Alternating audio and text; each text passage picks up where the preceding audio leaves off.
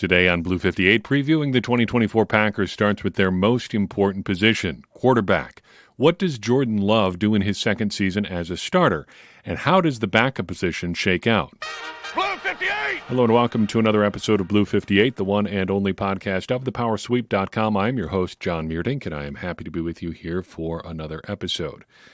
You ever make plans to go out to eat, like, way too far in advance? We kind of have to do that. 2 kids around, if we're going to go somewhere, especially just me and my wife, got to plan out a couple of days in advance. And usually it's someplace that we've been before. It's harder to roll the dice on a new place to eat when you've got limited free time for a one-on-one date.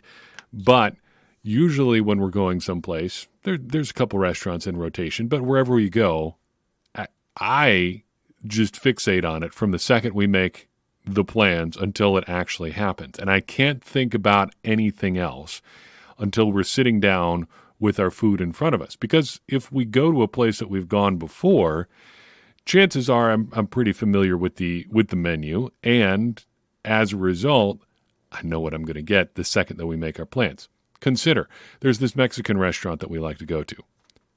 I've tried a few things on the menu, narrowed it down to one thing that we really like, the chimichanga grande. It's a big chimichanga. It's really good. The white sauce they put on it, it's like queso but better. I know that I'm getting that every time we go there, and I love it every single time. And every time we have plans to go there, I will be thinking about that dinner being in front of me until it actually arrives. It's a tortured metaphor, sure, but that's how I feel about the Packers quarterback situation heading into the season. Ever since we saw the 2-month tear that Jordan Love ended the 2023 season on, I really haven't been able to stop thinking about what it looks like in year 2. Year 2 as a starter, year 4 as an NFL player. You get it. What does he do, not so much for an encore, but for a second act? Because the first season as a starter, on balance, pretty good. In the second half, great. What do you do to follow that up? Or, more importantly, what do you do to build on that first season? And, of course, there's no way of knowing that until we get to week 1 and 2 and 3 and so on. What does Jordan Love do in year 2 as the Packers starter? What does it look like? We don't know, but it is a tantalizing question, and I can't think of anything else until we get to see what it looks like. So that brings us to our quarterback preview. We kind of soft launched preview season last episode with our discussion of Matt LaFleur and Jeff Hafley. Today we dive into the meat of that. We start talking through our first position, and we start with quarterback. How do our previews work? If you're fuzzy on the details or haven't been here before for preview situations, here's what we do. I want to talk through the position as a whole. Then I want to set expectations for each player individually and then make some predictions for what those players are going to do this year. Setting expectations is basically dropping the player in question, into one of 4 buckets. Players for whom we have no expectations, low expectations, moderate expectations, and high expectations. No expectations is pretty self-explanatory. We don't expect them to really contribute anything over the course of the season. So everybody who falls into this bucket is probably going to be your undrafted free agents who are long shots to make the roster, guys that join the roster either like basically between now and the end of the season. If you haven't been here since the draft or free agency period, the cards are stacked against you. The deck is stacked against you. So it's hard to have any kind of real expectations for anybody who joins between now and then. Low expectations are guys that are going to be mainly roster filler. Anything that you get from them beyond just taking up a roster spot and not making active mistakes is going to be a bonus. Moderate expectations players are like your top backups, guys that are going to be playing a moderate amount of snaps, but you're not really counting on them to make a difference for your roster. And then your high expectation guys are people we're identifying as difference makers on the roster. We want people who are in this category to be making the Packers actively better. These are the people that are really going to be making a difference for the Packers this season. And I think that's a pretty fair way to structure out a roster. most of your roster is not going to be guys that are making a huge difference for you. Most of the roster should fall into that low expectations camp. Moderate and high expectations guys are really what is going to shape the season, especially those guys for whom we have high expectations. So with that kind of table setting out of the way, what do we have with quarterbacks this year? 3 on the roster right now. I feel like the quarterbacks are in a very good spot. Not great, but just about. You've got your starting QB, the guy that you want to build around for the foreseeable future. Ideally, we're getting to 2034 before we're starting to talk about what happens after Jordan Love. That's kind of funny to say out loud, but really that's where we're at here. We want Jordan Love to get a second and third contract with the Packers because that is the ultimate difference maker on your football team. If you've got a quarterback, you're a contender. If you don't, you aren't. Returning to our quote, having a quarterback is that old military technology saying, we have the Maxim gun and they have not. We've got a quarterback. We are set. We can build in a way that other people can't. We can start asking questions about what we want to be as a team in a way that other teams can't. And I think 3 of the 4 teams in the NFC North, just as an aside, are in that spot right now. The Lions just made a long-term commitment to Jared Goff. The Bears are going to be building around Caleb Williams for the foreseeable future, at least a couple seasons here before they have to really start deciding, okay, is this a long-term answer or not? But they've got a window here of 32 to like 40 games or so. Well, I guess 34 to 40 games or so now that we have a 17-game schedule, where you can say that they are set at the quarterback position. They're going to give Williams everything they can over the next couple of years, and they've given him a lot already. The one thing where things are a little bit uncertain is Minnesota, where you would assume that J.J. McCarthy is going to be that guy for them at some point, but they're not just there yet. I don't think they can say that definitively this is our guy. Maybe in 2025, maybe the later parts of 2024, we start to head that direction for Minnesota, but they are not there yet. So, in addition to the Packers starting quarterback, they've also got 2 developmental guys that you like. This is the difference between being in a good spot and being in a great spot. And the only thing preventing me from calling this a great spot is the development of both those developmental guys and of Jordan Love. I think the big takeaway for quarterbacks for the Packers right now is all 3 have big development questions. Can Jordan Love build on 2023? Is Sean Clifford a backup worth keeping? He won the backup job last year basically by default. And then Michael Pratt, is he an NFL quarterback to any extent? If you get an affirmative or a positive answer to all 3 of those guys, then you're in a great spot. If you're not, you're merely good, because having the starting quarterback situation solved kind of trumps everything else. And if Love turns out to be closer to the MVP caliber guy that he was down the stretch than the, I don't even know what you would call it, during the first half of the season, you're in a good position for a long, long time to come. So let's talk through the quarterbacks, basically from low expectations to high expectations. That's how I want to talk through all these positions, starting with the guys for whom we have lowest expectations. We'll get through them fairly quickly, and then really spend the bulk of our time on Jordan Love. So first up is Michael Pratt, 2023 7th-round pick. Looks essentially basically equal with Clifford from a talent perspective. I think Clifford is an overall better athlete, but Pratt might be the better thrower at this point. But low expectations for Pratt, because I think he's self-evidently not a low expectations player, because the Packers want him to compete with Clifford, but a late round pick coming in a position as challenging at quarterback.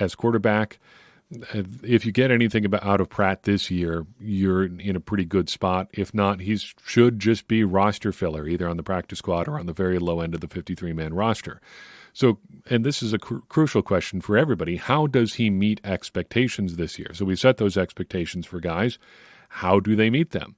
I think the Packers are looking just for Pratt to push Clifford, make this a real competition. And in that respect, he's already beaten out one guy. Alex Magoo was beaten so firmly that he is no longer a quarterback anymore for the Packers. So Pratt is at least ahead of one guy. Can he take out one more guy remains to be seen. Prediction-wise, I will say Pratt will be on the 53-man roster at some point this year. I'm not quite confident right now to say that he will just make the 53-man roster out of the gate. Some have floated the possibility of the Packers keeping 3 quarterbacks right away. That certainly is possible. I don't really see any reason to carry 3 quarterbacks if you can get a guy through on waivers. I'm not worried about that with Pratt. If people thought he was worth taking higher in the draft, they would have taken him. And I don't see that really changing between now and the end of training camp. The Packers, I don't think, should be worried about anybody trying to scoop up Pratt unless he just absolutely goes bananas in the preseason, which in 3 games could happen. I'm not super worried about it, just put it that way. But I do think he will end up on the 53-man roster at some point this year, and it's not impossible that he beats out Clifford. Speaking of Sean Clifford, I think he showed more than I thought he would as a rookie. I have read a few people on the beat, whose opinions I generally trust, say that he was better in training camp than maybe he's given credit for in preseason games. That might be a bridge a little bit too far for me, but I think he was certainly interesting in training camp last year and in the preseason games. And I don't think the Packers would have been in dire straits had Clifford had to come in for a half or to close out a game with the Packers with a 1-possession lead or something like that. I think he could have gotten them to the finish line. Also seems like a pretty good vibes guy. You get the crazy relief pitcher sort of vibes off of Sean Clifford, at least I do, which is not necessarily a bad thing to have around. I mean, Jordan Love is a pretty stoic guy. He could bring a little bit of energy to the room and liven things up if that's something you're looking for from your quarterbacks. Doesn't seem like a bad thing to have in the form of Sean Clifford. Expectations, though, pretty low. Couldn't really be anything else, in my opinion. If we get to the point where he's doing meaningful things for the Packers this year, the expectations for the whole team will be low. I am not somebody who wants a backup quarterback who can come in and carry you to the end of the season. Say if Jordan Love goes down in week 11 with a season-ending injury, some guy is going to come in and say, okay, we're still going to be a contender with Sean Clifford at the helm. I just think that is a bar that is far too high for your backup quarterback. Ideally, I think you'd want somebody who could, maybe not ideally. Ideally, you would want somebody who could do that. Realistically, I think you're looking for somebody who could maybe hold down the fort for a month. If you had Jordan Love sprain his wrist or something and he's not going to be able to play for 4 weeks or 5 weeks or 4 weeks and then a bye week in there somehow. If Clifford could come in and get you to 2-2 over those 4 weeks, that seems like a really good return for your backup quarterback. And whether or not Clifford is that sort of guy, that I think is the bar that you're trying to reach with him. I don't know if he's there yet. Still pretty low expectations for him. In terms of meeting expectations, I think he's got to hold off Michael Pratt. I think it would be a black mark against him if he could not overcome Pratt with a year head start. Knowing the offense matters. It's not just physical abilities here. And I think overall athletically, again, that Clifford is a better option than Pratt. But in terms of their throwing abilities, Pratt may have a little bit of an edge there. But I think the head start just being in the offense for Clifford should be enough for him to eke out that backup job. And if he can't, I think we have some other questions and conversations we need to have. So predictions for him, or how does he meet expectations, I guess, to start? Got to hold off Pratt. Predictions, I think he will, at least initially, and I think he starts the season as the Packers' number 2 quarterback, whether or not Pratt makes the 53-man roster. Now, Jordan Love. We got a question here from Eric, who writes in actually from Australia, but now is hanging out in Melbourne. Asks a thorough question about Jordan Love, which I think does a good job of setting the table for our discussion here about Jordan Love. So he writes in and says, well, just fires off a whole bunch of questions here. So we'll read through all the questions together kind of at once here. So first and foremost, well, just reading them one after another here. Will Jordan Love regress like Jalen Hurts? And why, if anything, did Jalen Hurts regress? Why do quarterbacks regress in general? With a full offseason to study Jordan Love, have defensive coordinators found his weaknesses? Will Jordan Love be able to overcome those new wrinkles that defensive coordinators throw at him, or will it be too much for him? Was Jordan Love's collapse at the end of the 49ers game a sign of things to come? Did the 49ers discover Love's kryptonite, or was it an aberration? Thanks, Eric, for all the questions. Appreciate you writing in. And we'll just kind of start off from there before diving into the overall discussion about Jordan Love here. So this is a big question. Will Jordan Love regress? And I think to answer that, we need to define what we mean by regression. I think it can mean one of two things here. one of which I think is a better look at what we're looking for from Love here than the other. So when we talk about regression, do we mean that he's going to be worse than he was when he finished out last season on a little bit of a tear? Or do we mean that he's going to take a step backward as a player? Is he just going to get worse? If it's the first thing, if that's what we mean, is he going to be worse overall on the season than he was to finish out 2023? I think the answer is almost certainly yes. At the very least, probably he's going to be worse than he was to finish out the season last year. If it's the second thing, then probably not. Do we mean he's going to get worse as a player? I don't think so. So let's dive into that a little bit here in a second. What does it mean for Jordan Love to look better as a player? Why do we think that he's not going to regress? Put a pin in that here for a second. We'll return to that later. So will defensive coordinators have found some weaknesses for Jordan Love? Almost certainly. But the better question is whether or not that matters. The NFL had a pretty long runway on Jordan Love already. We didn't have a lot of There wasn't a big book on Jordan Love coming into the 2023 season, but he wasn't exactly a complete unknown. You had college scouting on him. You had a brief appearance in 2021 and some work with the Eagles in the Eagles game in 2022. By midseason, what Jordan Love was as a player should have been pretty well known. If there's new wrinkles to be found that could confuse Jordan Love, they may have emerged down the stretch. But the better question, I think, is whether or not it matters that teams have more information on Jordan Love.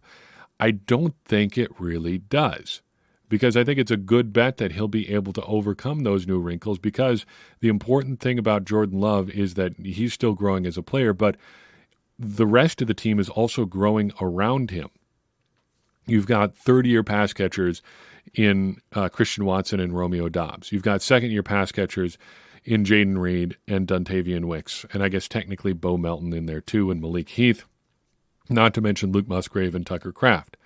That, I think, matters a whole lot more than the defensive coordinators figuring out new things to throw at Jordan Love. If there are new things to be thrown at him, it's probably stuff that's going to get thrown at other quarterbacks as well, but Love should also be taking a step forward when he begins to prepare for these things as well. We can't just assume that what defensive coordinators will be game planning against is just 2023 Jordan Love. Jordan Love is going to be getting the 2024 version of NFL defenses prepared to stop Jordan Love, but those defenses are also going to be facing the 2024 version of Jordan Love. You can't just scheme against a guy for how he played near the middle or end portion of last year. If you do, you're fighting a battle that's already been decided. The past is the past. It does indicate some things about what Love can do as a player, but it's not the whole story. And if you think that what he did week 8, 9, 10, 11, 12, and so on last year is where he's going to be at the start of this year, Matt LaFleur probably has some things to say about that as well. You're not going to just get an opportunity to face the past version of Jordan Love. To segue into what we want from him out of 2023, let's look at Eric's last question here. Was Love's collapse at the end of the 49ers game a sign of things to come? Did they discover Love's kryptonite, or was it an aberration? I would not really characterize it as a collapse or a situation where they really found something that could work against Jordan Love, and that's it. That's what he's going to be now. That's what he is as a player. The ending of the 49ers game was bad. Love's decision there ranks among some of the worst postseason throws in that situation that you're ever going to see. There's really no two ways about it. He called it after the game the cardinal sin. What does Tom Clements always say? Don't throw late over the middle. And what did Love do? Trying to make a play, he threw as late and as over the middle as you possibly could, and basically lofted a big beach ball up to Dre Greenlaw, who was all too happy to just catch it. So a pretty spectacular end there, but it probably seems worse than it was because of how spectacular it was. And to be sure, a bad ending, but would you feel better or feel worse if the last 5-6 plays of the game went something like this? Irrespective of time, Packers line up, first down. Jordan Love scrambles for 4 yards. You got 2nd and 6. He throws incomplete to Romeo Doubs. 3rd and 6, still driving, a completion over the middle, but wait. Oh, there's a holding call. So now instead of 3rd and 6, the Packers have 3rd and 16. Love throws complete for 8 yards to Jayden Reed, who manages to get out of bounds. Time not a factor here. The Packers have plenty of time to get to the line for 4th and 8. And Jordan Love throws incomplete over the middle to Dontavian Wicks. And on top of that, it looks like a bad overthrow, or at least an overthrow that is clearly Jordan Love's fault. If that's how the game ended, you have the same result as the way the game actually did end. The 49ers take over, but it was less incredibly disappointing and merely like routinely disappointing. It was a tough situation for the Packers to be in, and Love didn't deliver there, but hey, he had a heck of a postseason run to that point, and that he couldn't get it done on the final drive maybe feels a little bit different if it doesn't end with that spectacular interception. I think that's an important thing to keep in mind there. So, why am I confident that Love is not going to regress then? Because as we, I want to establish that we have high expectations for Jordan Love, if that's not clear. But because I have high expectations and am confident he won't regress because specifically of how he ended the season and what it shows about his overall quarterback performance for the 2023 season. I think we have very good reason to believe that Jordan Love's performance is durable. So I can't speak of how this relates to guys like Jalen Hurts, but I think this is a good guideline for quarterbacks in general, because I think quarterbacks can regress or get worse or play worse than it appeared that they did at a certain time if you dig a little bit deeper into some of the data. So you can look at a bunch of different metrics for quarterback performance. We do here, but there are better and worse numbers to look at. Not all the stats that you can look at are really indicative of future performance, but some of them are. Mathematically, the top metrics, or some of the top metrics, in terms of predicting future performance, are considered EPA, expected points added, adjusted net yards per attempt, which you should be familiar with from how often we talk about it on this show, a passer rating, a quarterback rating, QBR from ESPN, and Pro Football Focus's passing grade. Across the board, Jordan Love was better in the second half of the season than in the first half of the season. But if you combine those two halves together, you actually get a season-long statistical performance from Jordan Love that gives us a lot of reason to be optimistic. Even if you want to focus on the first half of the season and say that he was really bad then, and I think he was, the second half of the season ups the averages considerably. So his season-long stats incorporate both his bad play and his good play, and I think we can be optimistic as a result. To wit, his EPA plus CPOE, which we didn't mention in there, but is another one of the fairly durable stats for predicting year-over-year performance, was 9th last year. He ranked 9th in the league, a top 10 quarterback by that metric last year.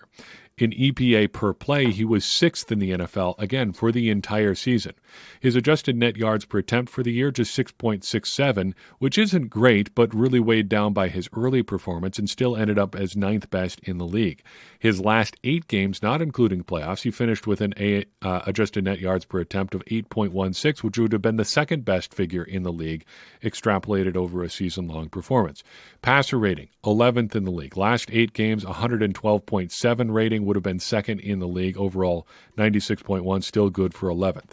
ESPN's QBR metric, 62.1 for the year. He was 9th in the league. Pro Football Focus's passing grade ended up 6th in the NFL for the season. From week 10 to the end of the season, he ranked 3rd by 0.3 of a point, just 0.3 of a point behind the league leader, Brock Purdy. If you want to put that together into some kind of conglomerate take here, here's what I've got. Jordan Love will probably not be as red hot as he finished the season last year.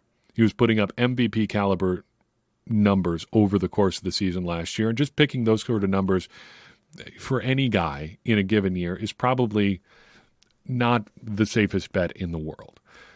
But I think there's good reason to think that his overall performance will be better because those season-long numbers were still weighed down by a really poor start to the season.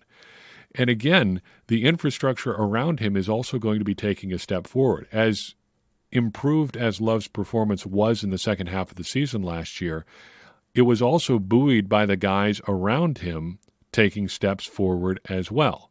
Romeo Doubs played some of his best football in the second half of the season last year, to say nothing of what we saw from Jaden Reed or Dontavian Wicks or Tucker Kraft for when he was in there for Luke Musgrave, and Luke Musgrave when he was in there making plays in the second half of the season. All of those guys are stepping forward as well, which is why I believe in these numbers in a similar sort of way to why I think you could make the case that extending Aaron Rodgers after the 2021 season actually was a pretty good move. We talked about this on the podcast before, but Aaron Rodgers in these same numbers had elite level performances, better even than Jordan Love across the board. All of the numbers that indicate solid year-over-year performance, EPA, adjusted net yards per attempt, passer rating, QBR, Pro Football Focus passing grade. Aaron Rodgers did really well in those in 2021. And what was the big change into 2022? No Devontae Adams, no Allen Lazard, no Randall Cobb. Well, I guess Randall Cobb was there. An older Randall Cobb who didn't play as much. Nothing from the tight end position. The infrastructure around Rodgers got worse, even though the Packers decided that they wanted to double down on him again. They were a day late and a dollar short on upgrading the infrastructure around him, which is, again, a consistent gripe for Aaron Rodgers over the years. Love does not have that problem. His numbers are not what Rodgers was in his 2021 season, but they are very, very good. And he's going to have a better infrastructure around him heading into 2024 than Rodgers did heading into 2022. If you believe the Rodgers numbers then, and you had good reason to, because these are pretty stable numbers for the league as a whole, you have no reason not to believe the numbers about Love now, because the people around Love, to say nothing of what Love does to improve from last season to this season, are much better than what we saw from Rodgers, for Rodgers, heading into the 2022 season.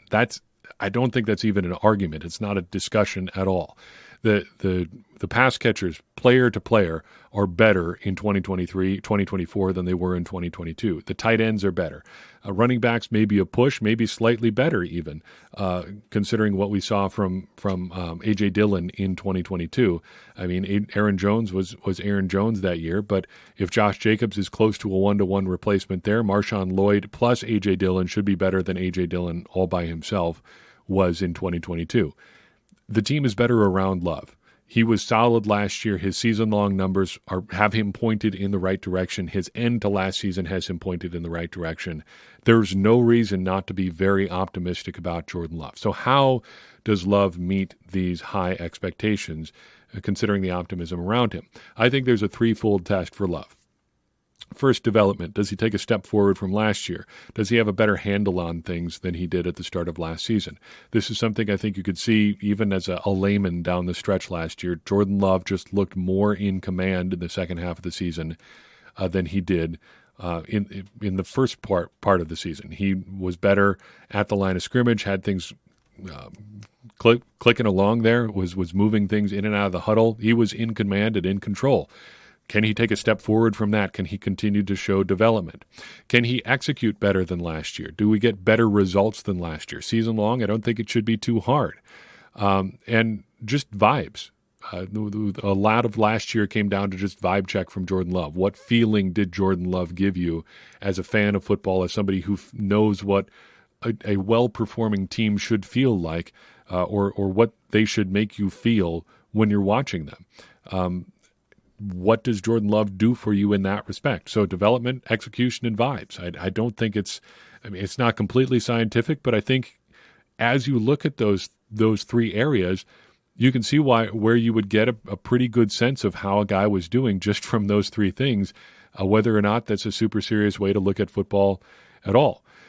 So predictions-wise, I'm just going to make one big blanket prediction here. I think Love will meet or exceed all of his statistical accomplishments last year except for one. He's going to pass for more than 4,100 yards, more than 372 completions. He's going to have a passer rating above 96.1, an adjusted net yards per attempt above 6.61, a success rate, crucially, if you're looking for results, this is a good one, above 47.6%. but I think he's going to throw fewer than 32 touchdowns in the regular season. That's a lot. I'm not saying he can't. I'm just saying the odds seem like he's probably not going to get that many. Let's just assume that he doesn't. Fairly low degree of confidence in this one. If he ends up throwing 35 touchdowns, I would not be surprised. But if I had to pick one of those that he's not going to meet or exceed again this year, it would probably be that one. Still, I mean, pretty robust statistical profile on tap for Jordan Love this year. I think he's going to hit all of them. And I think we're going to end 2024 feeling really good about the long-term future of the Packers quarterback situation. So I've got for you in this episode of Blue 58. I appreciate you tuning in. I'd appreciate it even more if you'd take a second and share this episode with someone you think would enjoy it. It's going to help more people find the show and get more people involved in this conversation you and I are having about the Green Bay Packers, which in turn is going to help all of us, me included, become smarter Packers fans. And as I always say, smarter Packers fans are better Packers fans, and better Packers fans are what we all want to be. I'm your host, John Meerdink. We'll see you next time on Blue 58.